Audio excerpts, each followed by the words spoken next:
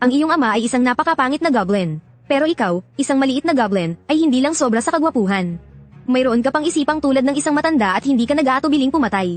Ito ay dahil ang iyong ina ay isang elf na parang diwata. At bago ka muling isinilang, isa kang batikang asasin. Nang imulat mo ang iyong mga mata, tiningnan mo ang nanginginig na magandang babae sa iyong harapan at nagtanong, "Ikaw ba ang nanay ko?" Pero bago mo pa makumpirma, ang batang goblin na kasabay mong isinilang, ay sumusugod na papunta sa iyong ina, gamit ang instinto mo mula sa nakaraang buhay. Sinugod mo ito at idinagan sa ilalim mo. Hindi mo pinansin ang desperado niyang pagpupumiglas. Dumampot ka ng isang bato sa malapit at ipinukpok ito sa kanyang leeg.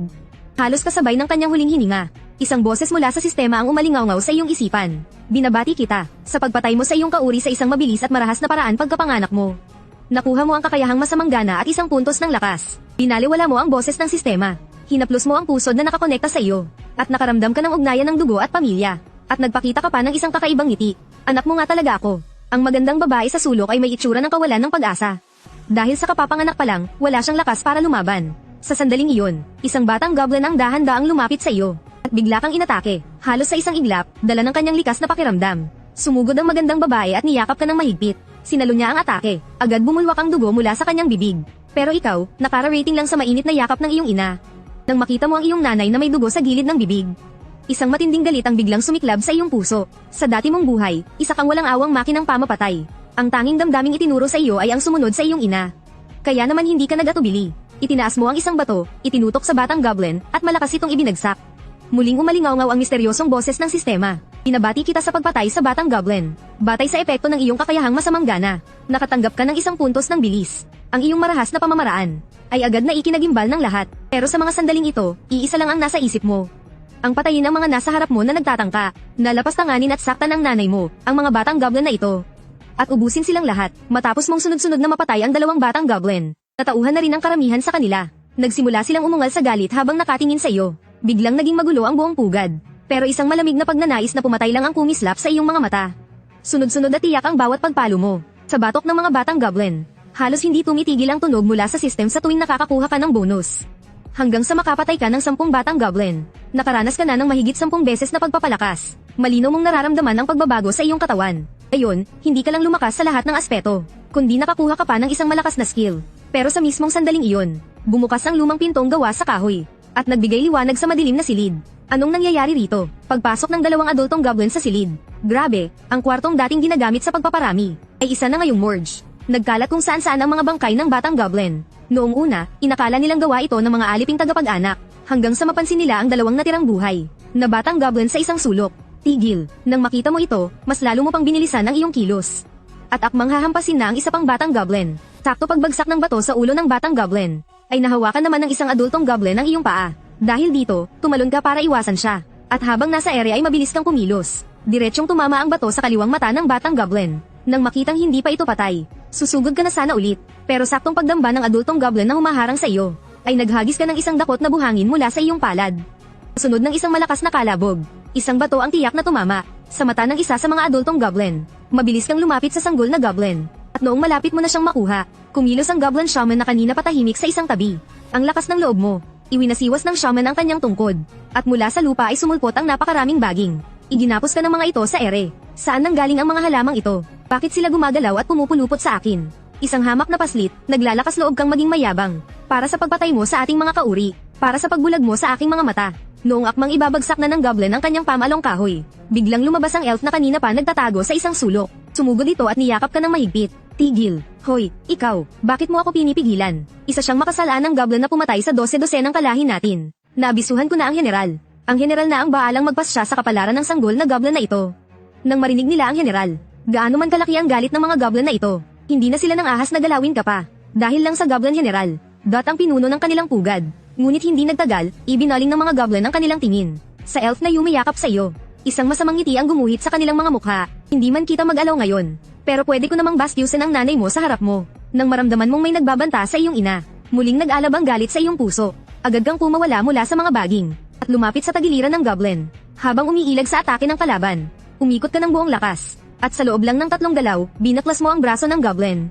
Sa sobrang sakit, napahiga sa lupa at nagpagulong-gulong ang goblin. Letcheng paslit, hindi na nakatiis ang isa pang goblin na matanda. Lumapit ito, itinaas ang kanyang batong palakol, at noong akma na sanang itataga. Isang maringgal na boses ang biglaang nagpatigil sa kanya. Tama na, General, kailangan niyo po kaming panindigan. Kapapanganak pa lang ng batang to. At walang awang pinaslang ang 12 ng kalahi. Hindi natin pwedeng hayaang mabuhay yan. Ginulpi ng isang bagong panganak na sanggol ng ganito. At may gana pa kayong magsumbong sa akin. Goblin siya, ikaw ang magsalita. Tumango ang Goblin Shaman na si siya. Ang buong kwento ng pangyayari. Ipaliwanag mo ng malinaw. Matapos marinig ang lahat, ang tingin ng general ay napunta sa'yo habang pinoprotektahan mo ang elf sa iyong harapan. Ang matatalim niyang mga mata ay bahagyang kumislap sa gulat. Ngunit agad din niya itong itinago. Kaya ikaw pala, ang pumatay sa mga bata. Mahigpit kang hamarang sa harap ng iyong ina. Hindi ka nagsalita, hindi ka nang ahas na maging kampante kahit sandali. Nararamdaman mo na napakalakas ng goblin sa iyong harapan. Napakalakas niya na kahit sa iyong kasagsagan ay kailangan mo pa ring mag-ingat. Nang makitang hindi ka nagsasalita, lumapit ang Goblin Shaman na si siya para ipaalala sa kanya. General, normal lang po na hindi pa makapagsalita ang isang sanggol. Kailangan muna niyang malampasan ang yugto ng pagkasanggol at umabot sa yugto ng paglaki. Kung ganoon. Sa sandaling iyon, bigla kang nakaramdam ng pagkahilo. At agad kang bumagsak, mabuti na lang at inalagaan ka ng iyong ina. Mabilis kang nagkamalay. Pagkatapos, dinala kayo ng iyong ina sa isang kulungan. Dito, maraming mga dalaga ang nakakulong. Lahat sila ay mga kasangkapan lang ng mga goblin para magparami ng lahi. Ngunit napansin mo na tuwing may kinukuhang dalaga ang mga goblin. At kasunod nito ay mga naghihisteryang sigaw. Tinatakpan ng iyong ina ang iyong mga tainga at mata. Habang siya mismo ay nanginginig at umiiyak sa takot. Nang makita ito, nag-aalala kang nagtanong. Inay, anong nangyayari sa'yo? Isang goblin sa gilid ang nakarinig sa tanong mo at biglang humalakhak ng malakas. Anong nangyayari? Siyempre para maging mga laruan namin. Tila ba may naalala siyang isang masamang karanasan? Binitawan ka ni mama, naging blanko at walang buhay ang kanyang mga mata. Iniunat mo ang iyong maliit na kamay at hinaplos ang kanyang ulo. Dahil dito, kumalma ang kanyang isipan na halos mawala na sa kontrol. Mama, huwag ka nang umiyak, ngunit ang goblin sa labas ng rehas na bakal ay tuwang-tuwa habang pinapanood ang eksena. Kapag mas natatakot ang biktima, mas lalo lang siyang nasisiyahan. Magsaya ka lang dyan. Pagkalipas ng ilang araw, ang nanay mo ay magiging nanay na nating lahat. Madilim ang iyong mukha habang pinapanood ang paalis ng mga goblin. Itinatak mo sa iyong isipan ang pinuno ng mga ito. Umiiyak si mama dahil sa nilalang na yon. Kapag napatay ko ang nilalang na yon, hindi na iiyak si mama. Kaya naman, nang sumapit ang gabi, sinamantala mo ang pagkakataong nagpapabeya sa tungkulin ang goblin. Gamit ang skill mong Shadow Sneak, madali kang nakalabas mula sa selda sa pamamagitan ng paghalo sa mga anino. Dahil sunod-sunod nang kinukuha ang mga tao sa kulungan, hamina ng husto ang pagbabantay dito. Mabilis mong naiwasan ang mga nagpapatrolyang goblin. Sinimulan mong hanapin ang goblin na hamiya kay mama kaninang umaga, matapos patayin ng palihim ang mga nagpapatrolyang goblin sa daan. Sa wakas ay natagpuan mo na ang iyong target para sa gabing ito. Sa mga sandaling iyon, sinusubukan niyang pagsamantalahan ang babaeng nasa harap niya. Huwag, kahit sino, tulungan niyo ko, walang silbi. Kahit mapaus ka pa sa kasisigaw, walang darating para sagipin ka. Dinilaan ng goblin ang kanyang mga labi, handa na sanang pagsawaan ang dilag sa kanyang harapan. Isang kislap ng talam ang dumaan sa kanyang leeg. Ang malaswang ngiti ng goblin ay nanigas sa kanyang mukha. Sa sumunod na segundo, bumagsak ang kanyang ulo sa lupa. Hindi pa lubos na naiintindihan ni Chris kung ano ang nangyari. Nang makita kanyang nakatayo sa isang sulok, inakala niyang isa kang top-tier adventurer mula sa Adventurers Guild, na matapos matanggap ang misyon, ay gumamit ng skill para magpanggap na isang goblin. At lihim na pumasok sa pugad para mangalap ng impormasyon. Papaalis ka na sana nang bigla kanyang tawagin. Sandali lang, boss, pakiusap, pwede mo ba akong isama palabas? Hindi mo sila pinansin at tumalikod ka na lang. Pero mabilis ka ring bumalik. Agad mong hinablat ang patalim sa kanyang baywang. Lubos kang nasiyahan sa sandatang ito. Malapit nang magumaga, tahimik kang bumalik sa selda. Muli kang sumiksik sa yakap ng iyong ina at mahimbing na natulog. Hanggang sa kinaumagahan, ginaisang ka nang. Mga sigaw ng isang grupo ng mga goblin. Napatingin ka nang nakakunot ang noo. At doon mo nakita ang 3 goblin na nakatayo sa labas ng rehas na bakal.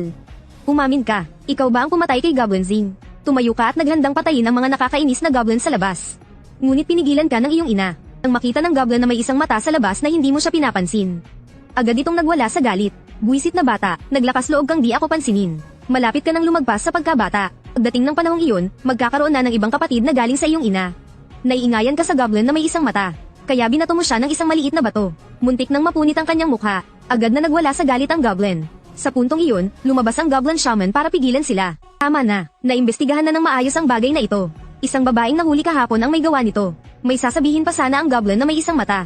Pero pinandilatan lang siya ng shaman. Nang makita mong umalis na ang 3 goblin, pansamantala kang naging ligtas kasama ang iyong ina. Nakikita mong hindi gusto ng iyong ina ang lugar na ito. Lihim kang nanumpa na papatayin mo ang lahat ng goblin. At pagkatapos ay itatakas ang iyong ina. Pero bago ka pa man makakilos, may hindi inaasahang nangyari. Isang umaga, isang grupo ng mga goblin ang dumating sa kulungan para kunin ang iyong ina. Hindi ko na kailangang magpaliwanag pa. Lumabas ka na. Maaari ka ring sumama, bata, para makita mo kung paano namin paglalaruan ang iyong ina. Ang mga sinabi ng goblin na may isang mata ay agad na sinundan ng malakas na tawanan mula sa ibang mga goblin. Wala kang pakialam sa mga insulto ng iba, pero hindi mo hahayaang laitin ng mga goblin na to si nanay. Akmang susugod ka na sana nang bigla kang pigilan ni nanay. Anak, dito ka lang at hintayin mo si nanay. Babalik din agad si nanay. Nanlaki ang mga mata mo sa galit, gusto mo nang patayin. Ang mga halimaw na lumapastangan sa nanay mo. Pero hindi man lang natakot ang kalaban. Huwag kang mag-alala, titiyakin kung aasikasuhin at titikman kung ang gusto ang nanay mo. Ang goblin na sabik ng makatikim. Itinaas ang kamay para itulak at hawakan ang nanay mo. Noong akma na siyang tatamaan, bigla na lang lumipad ang braso nito. Pagkalipas ng isang segundo, isang hiwa ng dugo ang lumitaw sa leeg nito, isang kritikal na tama. Hindi ko kayo hahayaang kunin. Ang nanay ko, nababaliw ka na ba? Pagsisihan mo ang ginawa mo. Nang makita ito ng matandang goblin mage, naghanda siyang atakihin ka gamit ang fire magic. Pero, hindi pa man niya nailalabas ang kanyang spell. Nasa ibabaw ka na ng ulo niya. Hinawakan mo ang ulo niya at paulit-ulit na inihampas sa lupa, hanggang sa marinig mo ang pamilyar na tunog mula sa system. Congratulations, napatay mo ang matandang goblin. Nakuha mo ang skill ng goblin na iyon. Fireball Spell E. Dahil dito, natigilan ang lahat ng mga goblin. Pero biglang naging mayabang ang one-eyed goblin. Paglabag sa utos ng general. Pagpatay sa sariling lahi, sugod. Hulihin ang walang galang na batang yan. Siguradong sigurado sa kanyang tagumpay ang one-eyed goblin. Pero laking gulat niya, imbes na sumugod ay umatras ka. At pagkatapos ay naglaho sa mga anino. Hinanap ka ng mga goblin sa paligid. Pero wala silang makitang kahit anong bakas. Bigla, isang pilak na liwanag ang kumislap.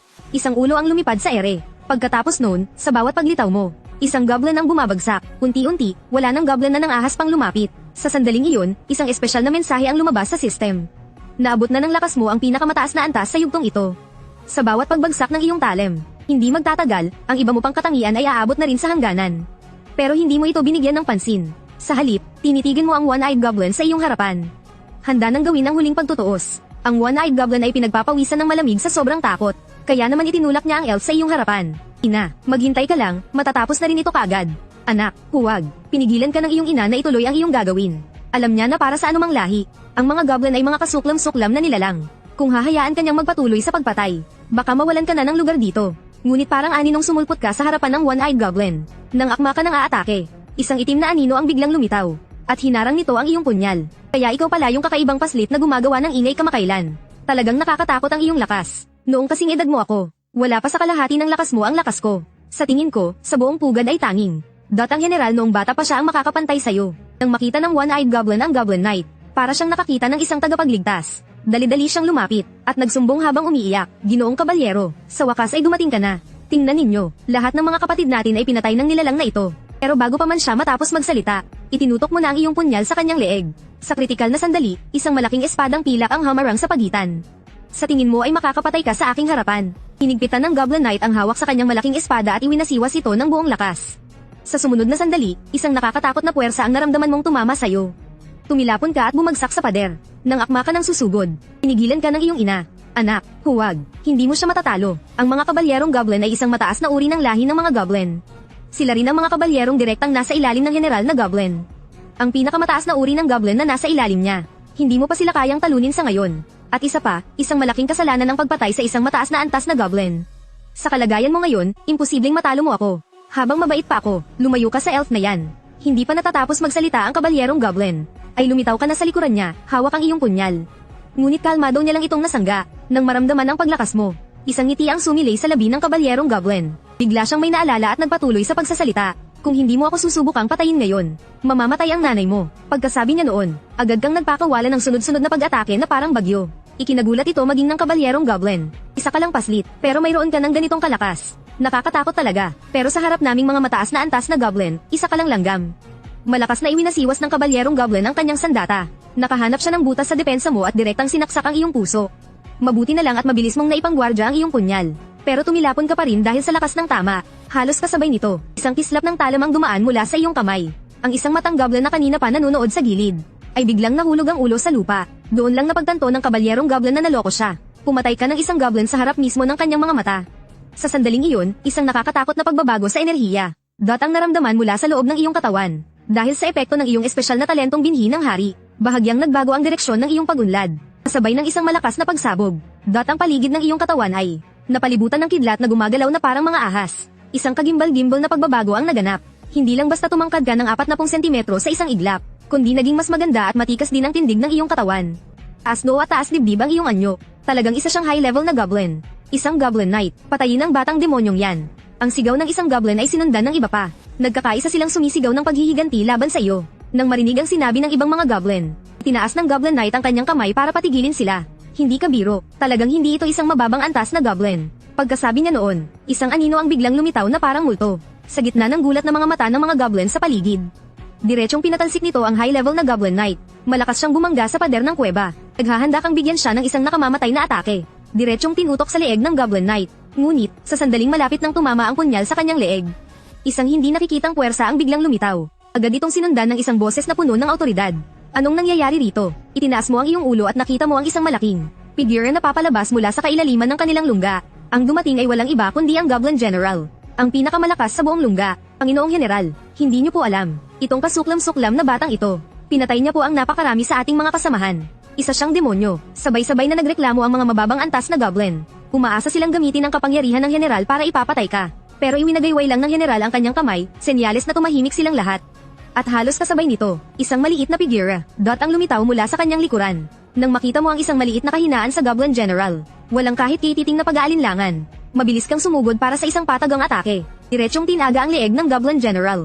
Ngunit sa sandaling malapit nang tumama ang talam sa target, isang hindi nakikitang puwersa ang biglang lumitaw, na siyang nagpatalsik sa iyo pa Atros. Noon lang natauhan ang napakaraming goblin. Ang lakas ng loob mo. Ang lakas ng loob mong tangkaing patayin ang Panginoong General. Pinalibutan ka ng mga goblin na mukhang mababangis. Ngunit pinatigil ng General na nasa gilid ang sagupaan. At inutusan niya ang Goblin Shaman na si Sha na nasa tabi niya. Sha, dalhin mo na sila. Pinangunahan ka ng Goblin Shaman sa daan. Ngunit maingat mong itinago sa iyong likod ang iyong ina para protektahan. Huwag kang mag-alala. Hindi namin sasaktan ang nanay mo. Pakiusap, sumunod ka sa akin. Sa paggabay ng iyong ina, dinala ka mula sa ikalimang palapag sa ilalim ng lupa patungo sa ikalawa. At nanirahan sa isang maginhawang kuweba. Bago umalis, itinanong ng Goblin Shaman ang iyong pangalan. Agad mong sinabi ang pangalang Lin Qingfeng. Mula ngayon, hindi ka na itinuturing na bata. Sa hinaharap, kailangan mo nang lumabas para mag-ambag sa pugad. Kung lalabas ka para magpatrolya o mangaso, makakapag-uwi ka ng maraming magagandang bagay para sa nanay mo. Wala kang pinakinggan sa mga dakilang pangaral niya. Ngunit nang marinig mong makakapag-uwi ka ng magagandang bagay para sa iyong ina, agad kang nagka-interes, at seryosong nagtanong, talaga, sige, sasali ako, dahil sa panghihikayat ng Goblin Shaman. Itinalaga ka sa pangkat ng mga taga-patrolya. Kinabukasan, sumali ka na sa grupo at nagsimulang makipaglaban. Itinuro ng isang matandang goblin ang tumpok ng mga luma at sirang sandata. At sumigaw sa mga goblin sa kanyang harapan. Pumili kayo rito ng mga armas na gusto ninyo at bagay sa inyo. Nagunahan ang lahat sa pagpili ng mas malalaking sandata. Ngunit ikaw lang ang naiiba. Isang punyal sa isang kamay habang ang isa naman ay walang hawak. Pinaalalahanan ka ng matandang goblin. Ang mga tao sa labas ay napakatuso. Subalit sinabi mong sapat na iyan. Hindi nagtagal, sumunod ka sa iyong grupo. At nakarating sa isang makapal na damuhan. Kumuha ng larga vista ang isa sa mga goblin. At masusing pinagmasdan ang mga tao sa di kalayuan. Hindi pa man sila nakakalaban. Naisip na niya kung ano ang gagawin sa mga samsam. Mamaya, tandaan ninyo, katayin ang lahat ng lalaki, model. Iwanan ang babae, kapag tapos na tayong magpakasaya. Saka natin patayin. Nang makita ka ng isang salbaheng goblin sa grupo na hindi umiimik. Nagpasya siyang gumanti para sa kanyang mga kasama. Sinadya niyang imungkahi ito sa mismong harapan mo. Pagbalik natin sa pagkakataong ito, bakit hindi tayo maghanap ng elf para paglaruan? Nang marinig ang salitang elf, lumitaw ang malaswang ngiti sa mga mukha ng ibang mga goblin. Pero walang sino man sa kanila ang nakakaalam kung nasaan ang mga elf. Sa pagkakataong iyon, sinadyang tumingin sa iyo ng salbaheng goblin. Hindi ba't mayroon kang isang elf sa kuweba mo? Bakit hindi mo kami anyayahan para magsaya rin? Bigla na lang, lahat ng mga goblin ay napatingin sa iyo. Ang kanilang mga titig ay puno ng inggit at kasakiman. Akala ni Goblin Mang ay magagalit ka at aatake. At bibigyan mo siya ng dahilan para paslangin ka. Hindi niya kailanman inasahan na agad kang kikilos. At papatayin ang sikim na goblin sa iyong harapan. Tuwang-tuwa si Goblin Mang sa kanyang sarili. Agad siyang nagkunwaring matuwid at kagalang-galang. At may kabanalan kanyang inakusahan. Malaking kasalanan ang pumatay ng kasama. Paano mo nagawa yan? Para isunod kayo sa iba pang mga elf. Hindi inasahan ni Goblin Mang na ganito kakayabang. Na para bang wala ka man lang respeto sa kanya. Hindi pa niya natatapos ang kanyang matigas na pananalita. Kumilos ka't diretsong isinaksak ang isang punyal sa kanyang puso. Nagutos siya, at lahat ng mga goblin ay agad na tumugon. Ngunit sa bawat isang sumugod, isa ang iyong pinatay. Sa bawat pares na lumapit, isang pares ang iyong pinabagsak. Maliksi ang iyong galaw, at mabilis ang iyong mga kilos. Di nagtagal, sunod-sunod na bumagsak ang mga goblin. Nang makita ito, sa wakas ay nakaramdam ng takot si Goblin Mang. Lumuhad siya sa lupa at walang tigil na humingi ng tawad, sinasabing aminado na siya sa kanyang pagkakamali.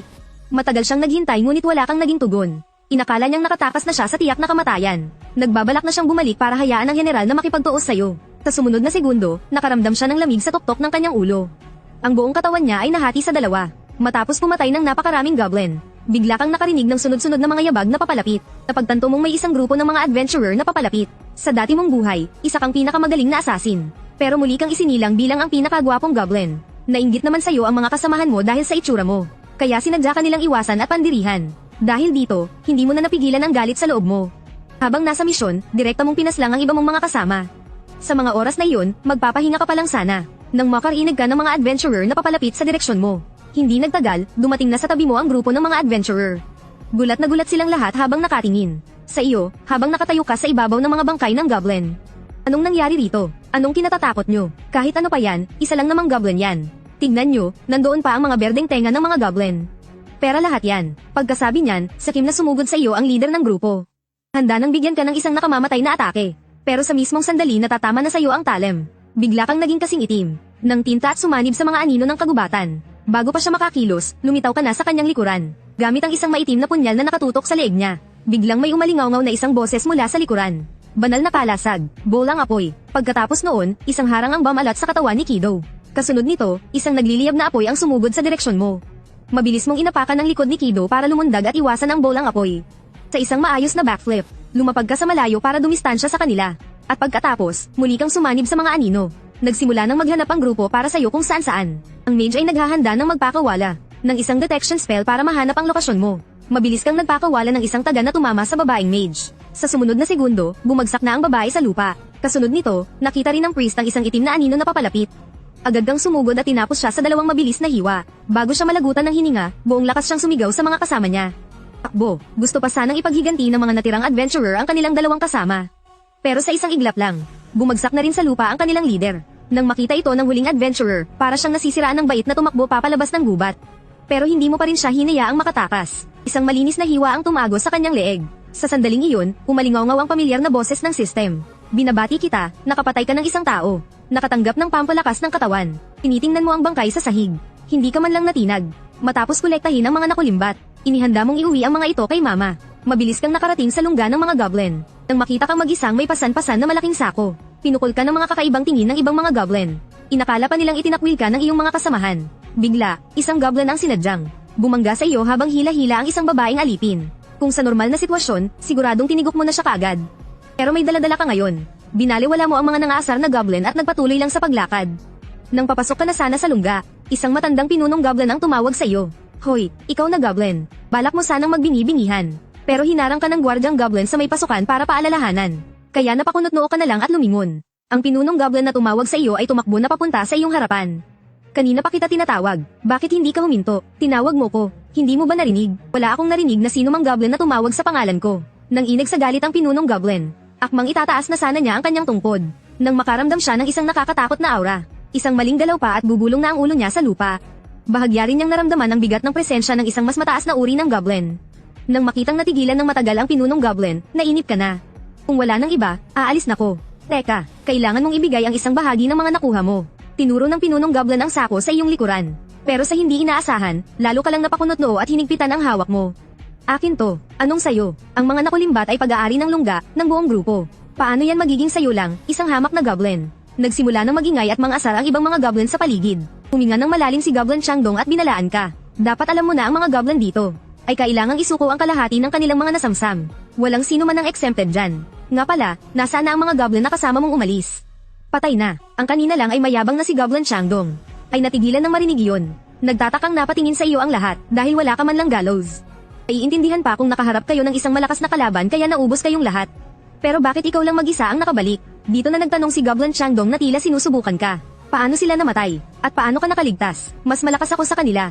Gusto mong subukan. Nang marinig ang pagbabanta sa iyong mga salita, nagsimulang manginig sa galit si Goblin Changdong. Agad siyang sumigaw ng mayabang. Napakayabang mo namang nilalang. Mamaya, isusumbong talaga kita kay General Goblin para hatulan ka niya. Siguradong kakampi ka ng mga tao. Dahil kung hindi, paanong ikaw lang ang nag-iisang bumalik ng buhay?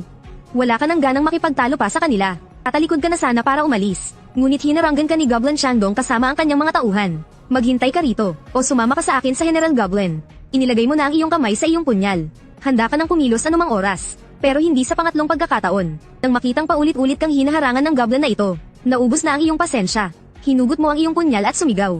Kung gayon, mamatay ka na. Nang makita kanyang papalapit ng papalapit, nataranta si Goblin Changdong. Agad siyang sumigaw sa mga mababang uring goblin sa likuran niya. Hulihin niyo ang paslit na goblin na yan para sa akin. Natauhan ng maraming goblin, at akma ka na nilang paliligiran. Agad mong itinaas ang iyong punyal para lumaban. Bigla, isang matinis na boses ang umalingaw-ngaw. Tigil, model. Ako na ang bahala rito.